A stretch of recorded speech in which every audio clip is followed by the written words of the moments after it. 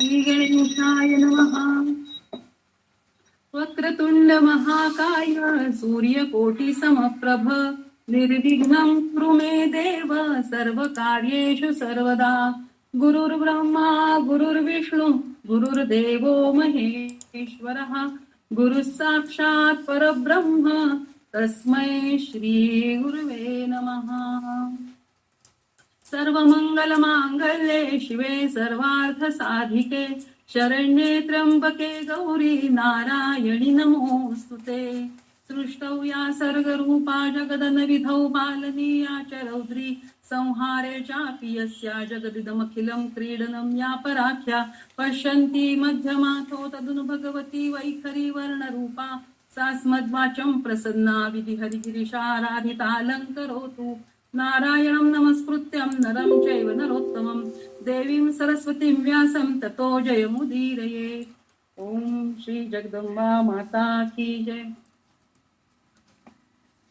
कालच्या भागात आपण ऐम आणि नीम या ऐम आणि क्लीम या दोन बीजमंत्रांचा प्रभाव आणि त्या बीजमंत्रांच्या प्रभावामुळे देवी प्रसन्न होते अशी देवीची महती आपण काल ऐकली. आता राजा जन्मेजय जे आहेत हे व्यासमुनींना नवरात्र उत्सव कसा साजरा करायचा, कारण काशीमध्ये सुबाहू राजांनी आणि सुदर्शन अयोध्या नगरीमध्ये सुदर्शन राजांनी दोघांनीही नवरात्री उत्सव सुरू केलेला असं कथा आपण अशी कथा ऐकलेली काल. तर त्या अनुषंगाने जन्मेजय राजा व्यासमुनींना नवरात्र उत्सव विशेष करून शारदीय नवरात्र उत्सव जे आपण अश्विन महिन्यात सगळीकडे साजरा करतो त्याच्याबद्दलची योग्य पद्धत, त्याचं फळ काय, त्याची विधी काय याबद्दल सांगण्याची सविस्तर माहिती सांगण्याची प्रार्थना राजा जन्मेजय व्यासमुनींना करतात. त्याप्रमाणे व्यासमुनी राजाला सांगू लागतात, शरद ऋतू आणि वसंत ऋतू हे दोन्ही ऋतू जे आहेत हे मनुष्यासाठी अतिशय दुर्गम असे असतात, मनुष्यासाठी रोग निर्माण करणारे असतात. असं असल्याने बुद्धिमान लोकांनी चैत्र आणि अश्विन महिन्यात भक्तिपूर्वक या माता जगदंबेचे पूजन करून नवरात्र उत्सव साजरा करणे उपयुक्त असते. या नवरात्रीमध्ये एकभुक्त राहून, निराहार राहून किंवा हविष्य ग्रहण करून उपवास करावा. 16 हात मोठा मंडप तयार करावा. गजा पताका लावून तो मंडप सजवावा. त्या मंडपात 4 हात लांब रुंद अशी यज्ञवेदी बनवावी. ती 1 हात उंचीची असावी. देवीसाठी उच्चासन बनवावे. सर्व गुण संपन्न ब्राह्मण आमंत्रित करून त्यांचे अर्घ पाद्य करून मान सन्मान करावा. आणि देवीचा सप्तशतीचा जो पाठ असतो ना तो सुद्धा आपण त्यांच्याकडून करून घ्यावा. त्या सप्तशतीच्या पाठासाठी 9, 5 किंवा कमीत कमी 3 ब्राह्मण तरी असावेत असं व्यासमुनी जन्मेजय राजांना सांगतात. आता हे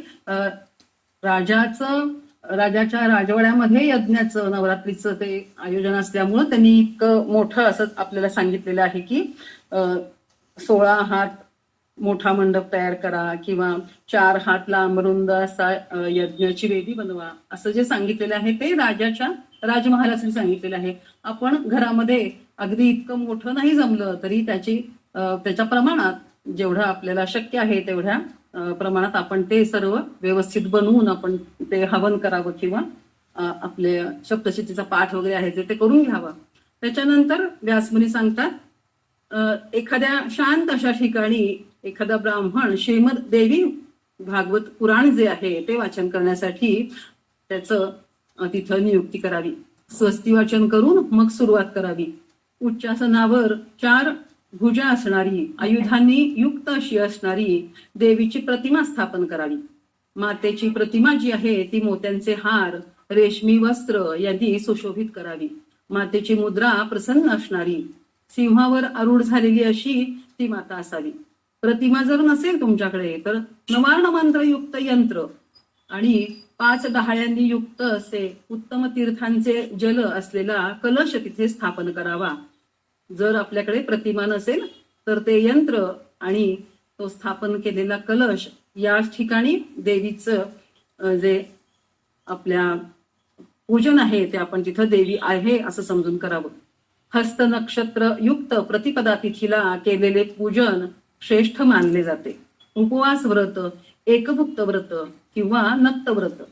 उपवास म्हणजे पूर्ण एकादशीसारखा उपवास. आपण दोन्ही वेळेला आपण उपवासाचे पदार्थ खातो. एकभुक्त म्हणजे एक वेळेला जेवायचं. आणि नक्तव्रत म्हणजे संध्याकाळी फक्त जेवण करायचं. तर अशा प्रकारे व्रत करून आपण पूजन करावे आणि मनपूर्वक प्रार्थना करून मंत्र उच्चारण करत देवीचे पूजन करावे. चंदन, कापूर, मंदार, अशोक, चंपा, मालती, ब्राह्मी, बिल्वपत्र, धूप, दीप या सर्व साधनांनी माता भगवतीची पूजा करावी.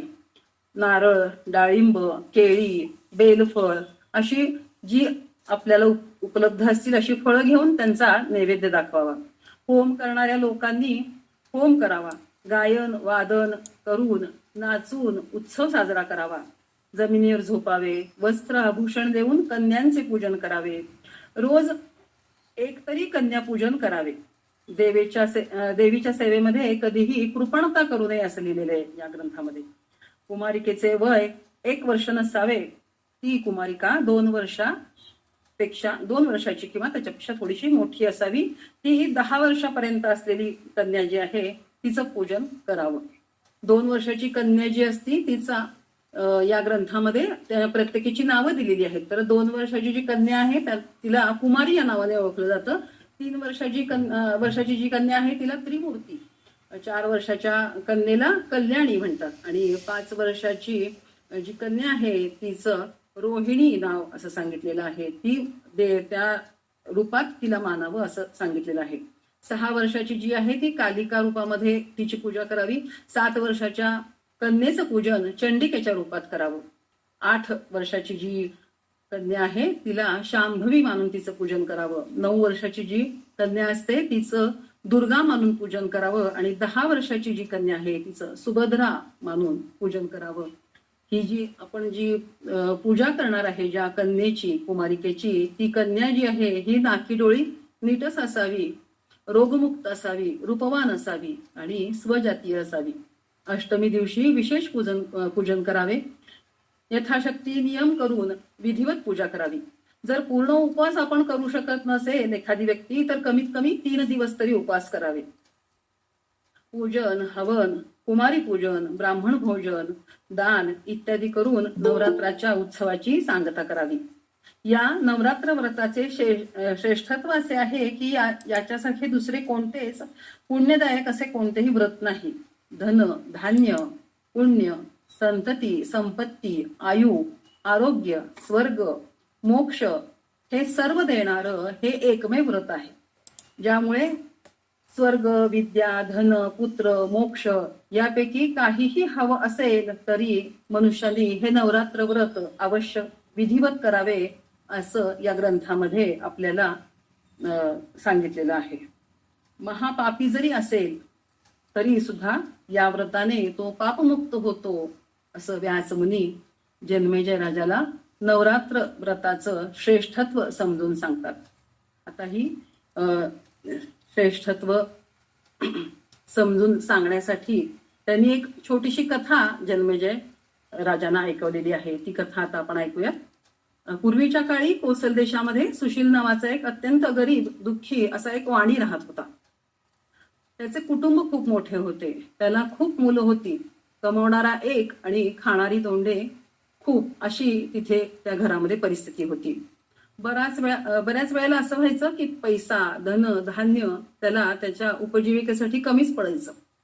वाणी स्वतः भुकेला राहायचा पण मुलांना थोडं तरी मिळेल अशी व्यवस्था त्याची सदैव त्याच्या व्यवस्थेमध्ये तो असायचा. तो सदैव शांत, सदाचारी, सत्यवादी, धैर्यवान, अभिमानरहित, ईर्ष्यारहित असा होता. आणि तो देवपूजा जे काही आपल्या रोजच्या देवपूजेला लागते ती सामग्री, येणारा जाणारा त्याचा पै पाहुणा या सर्वांचं जमेल असं तो अगदी यथाशक्ती करतच असायचा. असेच एकदा एका विद्वान ब्राह्मणाची आणि त्याची भेट झाली. त्यांनी त्या विद्वान ब्राह्मणाला आपली सर्व परिस्थिती सांगितली आणि मला माझ्या कुटुंबाच्या पालन पोषणासाठी आणि समाधानी राहण्यासाठी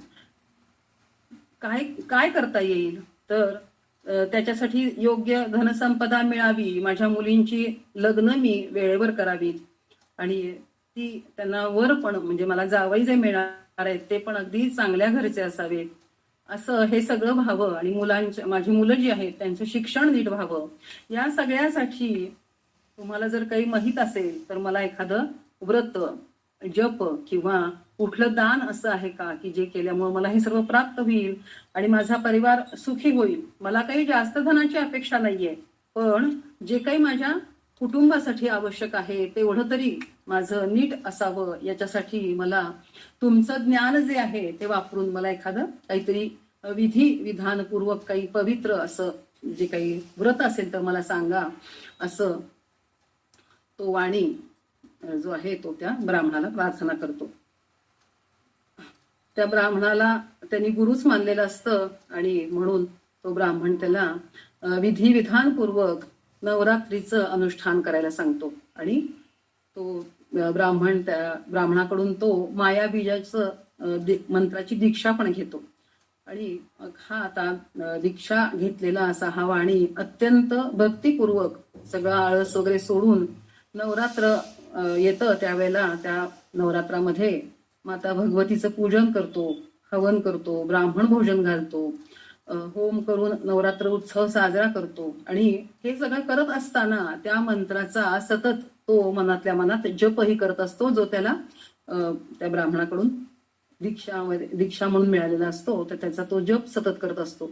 आणि त्यांनी हा उत्सव जवळजवळ 9 वर्ष सतत न कंटाळता अतिशय भक्तिभावाने आणि विश्वास ठेवून की कधी ना कधीतरी तो ज्या ब्राह्मणाने मला जो आशीर्वाद दिलेला आहे तो फलित होईल आणि माझं नक्कीच उज्ज्वल असेल माझं भविष्य, माझ्या मुलांचं, माझ्या मुलींचं, आणि आमचा परिवार सुखी असेल असा विचार करून त्यांनी ते 9 वर्ष नवरात्री उत्सव अतिशय आनंदाने केलेला आहे. त्याच्या भक्तीवर भगवती प्रसन्न झालेली आहे आणि महाअष्टमी दिवशी मातेने त्याला प्रत्यक्ष दर्शन दिले आहे आणि त्याला सुखी बनवले. अशी ही नवरात्र व्रताची जी महती आहे ती आपल्याला जन्मेजय राजांना व्यासमुनी सांगतात. आपल्याला भोग आणि मोक्ष या दोघांचीही या व्रताने प्राप्ती होते. पूर्वीच्या काळी त्रेतायुगात श्री रामचंद्र यांनी सुद्धा सीतामातेच्या वियोगात असताना सुमेरू पर्वतावर किष्किंधा पर्वतावर हेच व्रत करून माता जगदंबेची पूजा करून सागरावर सेतू बांधून रावणाला ठार करून सीतामातेला परत आणले होते. अमित तेजस्वी श्रीराम यांनी देखील या व्रताने महान सुख प्राप्त करून घेतलेले होते. आता हा जन्मेजय राजा व्यासमुनींना प्रार्थना करतो की श्रीराम चरित्र जे आहे ते आपण मला सांगावे. श्रीरामाने माता जगदंबेची पूजा कशी केली त्याबद्दल सांगण्याची मी आपणास प्रार्थना करत आहे. तर आपण व्यासमुनी आपण मला श्रीरामचरित्राचं वर्णन करावं असं जन्मेजय राजा सांगतात. आणि मग व्यासमुनी अतिशय आनंदाने श्रीरामचरित्र वर्णन करू लागतात. पूर्वीच्या काळी सूर्यवंशी राजांमध्ये श्रेष्ठ असे राजा दशरथ अयोध्या नगरीमध्ये राज्य करत होते. त्यांना 3 राण्या होत्या, कौसल्या, सुमित्रा आणि कैकेयी. पण पोटी पुत्र नव्हता, त्यामुळे पुत्रकामेष्ट यज्ञ करून त्यांनी पुत्र प्राप्ती करून घेतली. त्यांना 3 राण्यांपासून 4 मुलं जन्मली. कौसल्याच्या पोटी श्रीराम जन्मले, कैकेयीच्या पोटी भरत आणि सुमित्रा राणीच्या पोटी लक्ष्मण आणि शत्रुघ्न असे 4 पुत्र त्यांना प्राप्त झाले. राजा अतिशय आनंदित झाला आणि आनंदाने त्याचा राज्यकारभार चालू होता. ही सर्व मुले किशोर वयातच त्यांनी धनुर्विद्या प्राप्त केलेली होती. अतिशय सुंदर आणि तेजस्वी अशी आपली मुले राजा दशरथ आणि ह्या 3ही राण्या बघत होत्या आणि त्यांना खूप आनंद होत होता. एके दिवशी गुरु महर्षी विश्वामित्र दशरथ राजाकडे आले आणि राजाने त्यांचे स्वागत सत्कार करून येण्याचे प्रयोजन विचारले. त्यावेळी मुनी विश्वामित्र यांनी 16 वर्षीय श्रीराम आणि लक्ष्मण यांना त्यांच्या यज्ञ रक्षणासाठी माझ्याबरोबर घेऊन जाण्यासाठी प्रार्थना केली. त्यावेळी राजा दशरथाने होकार दिला आणि त्या दोन्ही श्रीराम आणि लक्ष्मण यांना मुनींकडे सोपवले, विश्वामित्र मुनींकडे सोपवले. दुसऱ्या दिवशी सकाळी त्यांचा प्रवास सुरू झाला आणि मग वाटेमध्ये त्यांना त्रास देणाऱ्या, त्यांच्या यज्ञात विघ्न उत्पन्न करणाऱ्या अनेक दैत्यांचा दोन्ही राजकुमारांनी नाश केला आणि मुनींचे आणि त्यांनी आरंभ केलेल्या यज्ञांचेही या दोन्ही राजकुमारांनी रक्षण केले. वाटेत जाताना त्यांनी ताटका नावाच्या भयानक रूप असणाऱ्या एका राक्षसीला एकाच बाणामध्ये मारून टाकले. सुबाहूचा वध केला आणि मारीच नावाचा राक्षस जो होता त्याला एका बाणाने इतकं दूर फेकून दिलं की ते पुन्हा त्यांच्या मार्गात आले नाहीत. यज्ञ संपन्न झाल्यावर महर्षी विश्वामित्रांसह ते मिथिलापुरीला राजा जनक यांच्याकडे गेले. जाताना या वाटेत त्यांनी अहिल्या या गौतम ऋषींच्या पत्नीला शिळामुक्त केली आणि तिचा उद्धार केला, पापमुक्त केली तिला. मिथिला नगरीत पोचल्यावर श्रीरामाने शिवधनुष्याला प्रत्यंचा लावून ते शिवधनुष्याचे 2 तुकडे केले आणि त्यामुळे जनक राजाने त्यांची कन्या सीतादेवींचा विवाह श्रीरामांशी केला आणि त्यांची दुसरी मुलगी उर्मिला हिचा विवाह लक्ष्मण यांच्याशी केला. जनक राजांनी त्यांचे लहान भाऊ कुशध्वज यांच्या 2 मुली मांडवी आणि श्रुतकीर्ती यांचा विवाह भरत आणि शत्रुघ्न यांच्याशी केला. अशा प्रकारे दशरथ राजा 4 मुलांचे विवाह करून 4 सुनांना घेऊन आपल्या अयोध्या नगरीमध्ये ते परत आले. अयोध्या नगरीत अतिशय उत्साहात सर्वांचे स्वागत झाले. नगरवासियांनी आनंदोत्सव साजरा केला आणि थोड्या दिवसांनी राजा दशरथाने आपला मोठा ज्येष्ठ पुत्र श्रीराम यास राज्यकारभार सोपवावा असा विचार केला. पण महाराणी कैकेयीला हे मान्य नसल्याने तिने दशरथ राजाकडून आपल्याला जे 2 वर मिळाले होते त्यांच्या बदल्यात स्वतःच्या मुलाला म्हणजेच भरताला राज्याभिषेक आणि श्रीरामाला 14 वर्ष वनवास अशी मागणी केली. माता कैकेयीच्या इच्छेला मान देऊन श्रीराम वनवासाला जायला निघाले, पण लक्ष्मणाने आणि सीतादेवीनेही त्यांच्या बरोबर जाण्याचा हट्ट केला आणि मग त्याप्रमाणे ते तिघेही म्हणजे श्रीराम, सीतामाता आणि लक्ष्मण हे तिघेही वनवासासाठी दंडकारण्यात गेले. त्या ठिकाणी अनेक राक्षस राहत होते. श्रीरामचंद्रांच्या जाण्याने शोक निमग्न झालेले राजा दशरथ यांनी आपल्या प्राणांचा त्याग केला.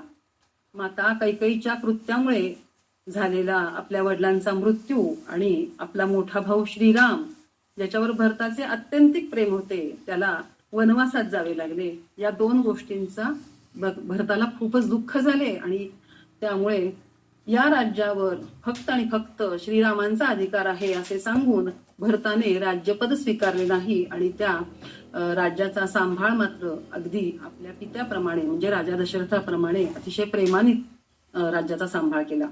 इकडे दंडक वनामध्ये पंचवटीमध्ये निवास करणाऱ्या श्रीराम आणि लक्ष्मण यांनी रावणाची बहीण शूर्पणखा हिला नाक कापून तिला विद्रूप केले. त्यावेळी खर आणि दूषण या राक्षसांनी श्रीरामाबरोबर युद्ध पुकारले, पण श्रीरामाने त्या राक्षसांचा दोघांचाही संहार केला. खर आणि दूषण यांच्या संहाराची बातमी नाक कापलेली शूर्पणखा जी आहे तिने जाऊन आपला भाऊ लंकेश रावण यांना सांगितली. त्यावेळी रावणाला अत्यंत क्रोध आल्याने त्याने दैत्य मारीच याला बोलवून घेतले. एका बाणामध्येच असे दूर फेकलेला तो मारीच त्याला मारलेला नव्हतं. तो मारीच तो मायावी रूप घेणारा असा दैत्य असल्यामुळे रावणाने त्या मारीचाला बोलवून घेतलं आणि त्या मायावी मारीचाला सोन्याचं मृग बनवण्याचा आदेश दिला आणि सीतादेवीला भुरळ पाडण्यासाठी त्यांच्याच वनामधल्या आश्रमाजवळ जाण्यास सांगितले. रावणाचा हा आदेश शिरसावंदे मानून मायावी मारीच अत्यंत अद्भुत अशा स्वर्ण मृगाचे रूप धारण करून सीतामाता जिथे बसलेली होती आश्रमाच्या जवळ त्या आश्रमाच्या जवळ जी हिरवळ होती तिथे तो अचानक प्रगट झाला आणि योगायोगाने सीतामातेनेही तो अद्भुत सुवर्ण मृग बघितला आणि तिला अतिशय आश्चर्य वाटलं आणि आपल्या पतीकडे प्रभू रामचंद्रांकडे तो मृग पकडून मला आणून द्या असा हट्ट धरला.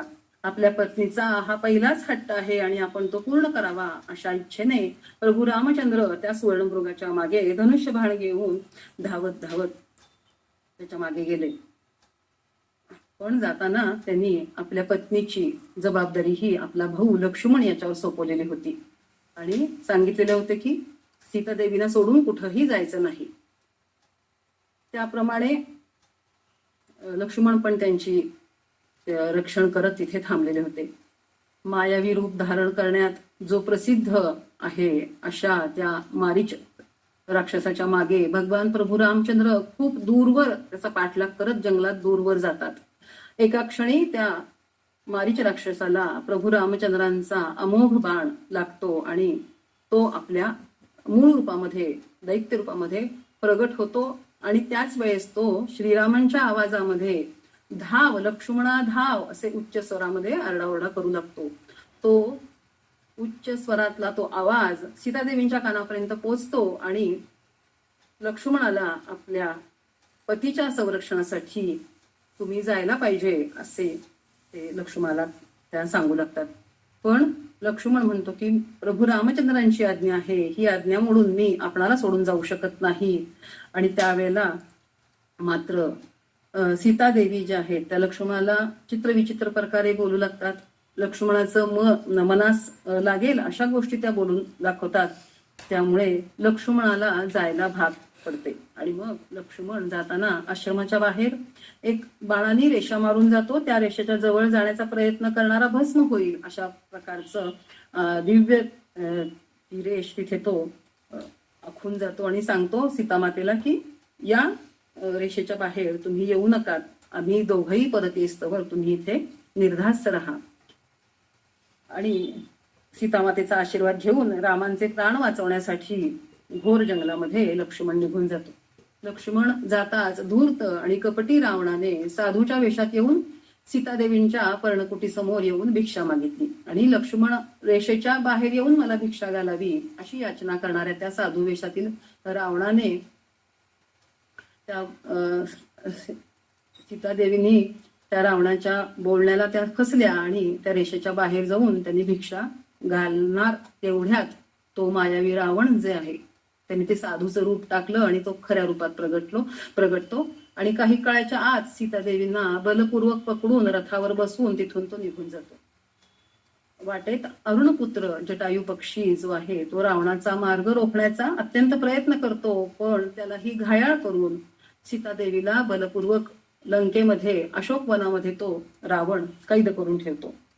इकडे राम लक्ष्मणाला आलेले पाहून प्रभू रामचंद्र अत्यंत काळजीच्या स्वरात लक्ष्मणाला म्हणतात की तू इथे यायचे नको होते, सीतेला एकटीला टाकून तू चूक केलीस. पण असो असे म्हणत दोघेही तातडीने ते पर्णकुटीकडे परत येतात आणि होतही तसंच. सीतादेवी त्यांना दिसत नाही. सीतादेवी दिसत नाही म्हटल्यावर दोघेही जण त्यांना आसपास शोध घेण्यासाठी आसपास जायला लागतात. तर तिथं त्यांना घायाळ अवस्थेमधला जटायू पक्षी दिसतो आणि जटायू पक्षी त्यांना सांगतो की सीतामातेला लंकाधीश रावण बलपूर्वक घेऊन गेलेला आहे. मी त्याला माझ्या परीने प्रयत्न केला थांबवण्याचा, पण तो मला घायाळ करून निघून गेला. इतके सांगून जटायू आपले प्राण त्याग करतो. प्रभू रामचंद्राने जटायूचे अर्धोदेही क्रिया करून दुःखी मनाने त्यांनी सीतादेवींचा शोध घेण्यासाठी पुढे मार्गक्रमण केले. पुढील मार्गामध्ये त्यांनी कबंधचा वध केला आणि त्याचा उद्धार केला आणि त्याच्याच सांगण्यावरून सुग्रीव बरोबर मैत्र स्थापन केले आणि महापराक्रमी वालीचा वध करून किष्किंधाचे राज्य हे आपला सखा सुग्रीवला बहाल केले. तिथेच मग त्यांनी पावसाळ्याचे 4 महिने जे होते ते त्या सुग्रीव राजाकडे तिथे त्यांनी व्यतीत केले. आपल्या प्रिय पत्नी सीतादेवींच्या बद्दल अतिशय काळजी, आठवण, विरह अशा सर्व भावभावनांना व्यक्त करीत अतिशय निराश मनाने लक्ष्मणासह रावणाशी आता युद्ध वगैरे कसे करायचे याबाबत ते चर्चा करत होते. त्यावेळी आपला ज्येष्ठ बंधू श्रीराम हे दुःखी आहेत ही गोष्ट लक्ष्मणाला सहन झाली नाही आणि लक्ष्मणाने जेवढ्या जमेल तेवढ्या प्रेमाने श्रीरामाची समजूत काढण्यास सुरुवात केली. लक्ष्मण श्रीरामांना समजवतात, म्हणतात ज्याप्रमाणे या काळाच्या दुर्गतीमुळे सीतामातेचा विरह आपणास सहन करावा लागत आहे, तसाच याच काळाच्या अनुकूल गतीमुळे आपला सीतामातेशी संयोगही नक्कीच होणार आहे. सुख आणि दुःख हे प्रत्येकाच्या वाट्याला येत असतात आणि त्याला ते भोगावेच लागतात. आपल्याला सीतामातेचा पत्ता, तिच्यापर्यंत पोहोचण्याचा मार्ग कळला की मी एकटाच जाऊन त्या रावणाचा सर्वनाश करून मातेला घेऊन मी आपणाकडे परत येईल, आपण चिंता करू नका. या आणि अशा अनेक प्रकारे लक्ष्मणाने श्रीरामचंद्रांना धीर दिला. त्यामुळे दादा तुम्ही शोक करू नका, लवकरच योग्य वेळ येईल आणि आपण रावणाचा कुलनाश करू, असे लक्ष्मणाचे सर्व विचार ऐकून राम निश्चिंत होतात. एके दिवशी ते ज्या ठिकाणी बसले होते त्या ठिकाणी महर्षी नारद मुनी तिथे प्रगट होतात. त्यांची ती महती वीणा वाजवत सामवेदाचे गायन करत महर्षी मुनी तेथे आलेले पाहून राम आणि लक्ष्मण यांना त्या वनामध्ये सुद्धा तेवढ्या दुःखामध्ये सुद्धा त्यांना आनंद होतो, कारण मुनींचं दर्शन हे आपल्याला आपलं मन चित्त प्रसन्न करून जातं. त्या मुनींचा योग्य आदर सन्मान करून नारद मुनींच्या आज्ञेने मग ते त्यांच्या जवळ बसले.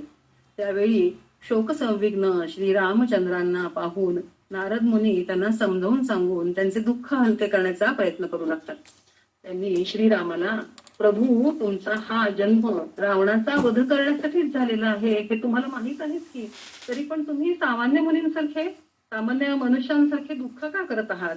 मागच्या जन्मी सीतादेवींच्या कडून तिरस्कृत झाल्यामुळेच सीतादेवींना तो रावण बलपूर्वक घेऊन गेला आहे आणि माझ्यामुळेच तुझा मृत्यू होईल असा मागच्या जन्मातच सीतादेवींनी त्यांना सांगितल्यामुळे आता तो तिला पळवून घेऊन गेला आहे आणि तुम्ही तिथे जाऊन तुमच्या पत्नीला सोडवून आणून, म्हणजे सीतामातेला सोडवून आणून तुम्ही रावणाचा वध करून तिथून परत येणार आहात. त्यामुळे आपण शोक करू नका, आपण माता जगदंबेची मनपूर्वक आराधना करा. माता जगदंबेच्या आशीर्वादाने आपणास विजय प्राप्त होईल आणि रावणाचा वध होईल. रावणाचा वध करण्यासाठी आपण अश्विन महिन्यात येणारा हा नवरात्र उत्सव जो आहे त्यावेळी आपण श्रद्धापूर्वक नवरात्री व्रत करावे.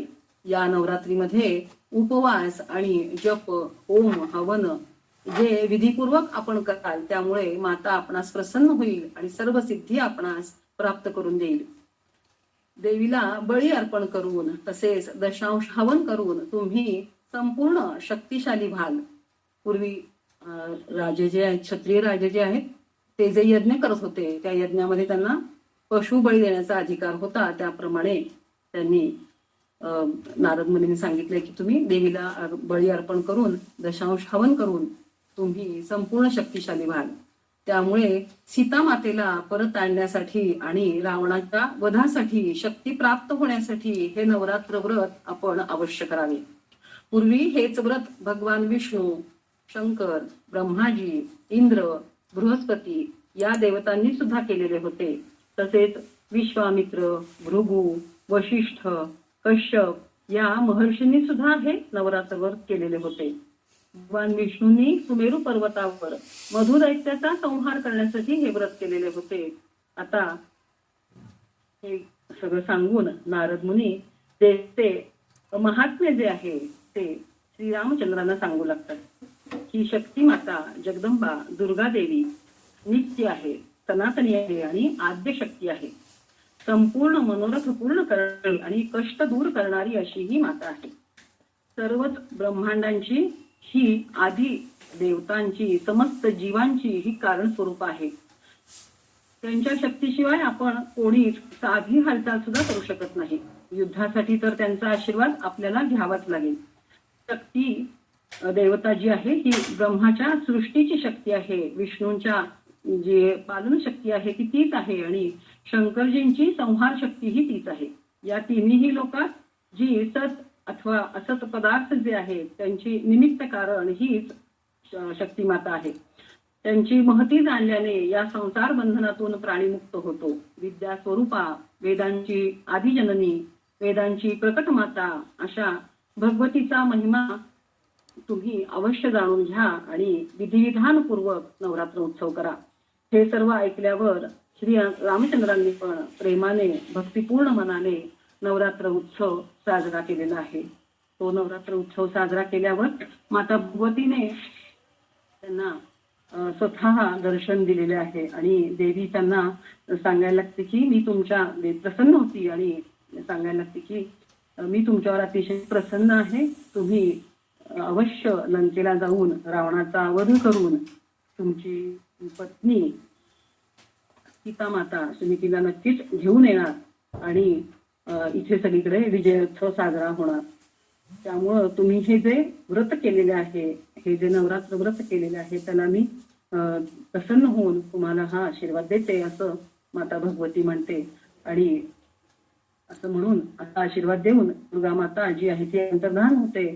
आणि श्री रामचंद्र पण प्रसन्न मनाने दशमी तिथीला ह्या नवरात्रात उद्यापन आपण म्हणतो ते विजय पूजन करून तो जो नवरात्र उत्सव आहे त्याची सांगता करतात. मग सुग्रीवाची सेना जी असती त्या सेनेला घेऊन समुद्र तटावर ते त्या वानरांच्या साह्याने सेतू बांधतात आणि तो जो देवशत्रू असतो रावण त्याचा संहार करण्यासाठी ते लंकेला जातात. आणि तिथून लंकेला रावणाच्या पूर्ण कुळाचा नाश करून ते आपल्या पत्नीला सीतेला घेऊन परत आपल्या अयोध्येला येतात. आणि रावणाचं राज्य जे आहे ते रावणाच्या बंधू जे आहेत त्यांना ते प्रदान करतात.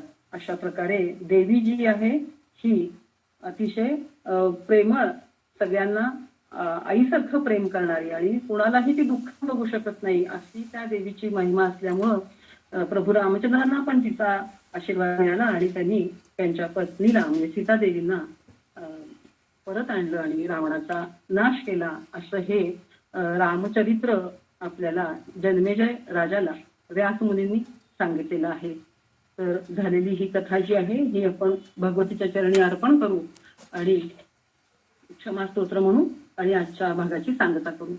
करचरण कृतं वा कायजं कर्मजं वा श्रवणनयनजं वा मानसं वा अपराधं विहितमविहितं वा सर्वमेतत् क्षमस्व. जय जय करुणाब्धे श्री महादेव शंभो. ओम श्री जगदंबार्पणमस्तु. मा भगवतीच्या चरणी झालेली कथा अर्पण करू आणि पुढच्या भागात आपण आपला हा तृतीय स्कंद संपलेला आहे आणि चतुर्थ स्कंद आपला पुढच्या भागात सुरू होईल. तर आपण सर्वजण पुढची कथा पुढच्या भागात ऐकू. जय शंकर.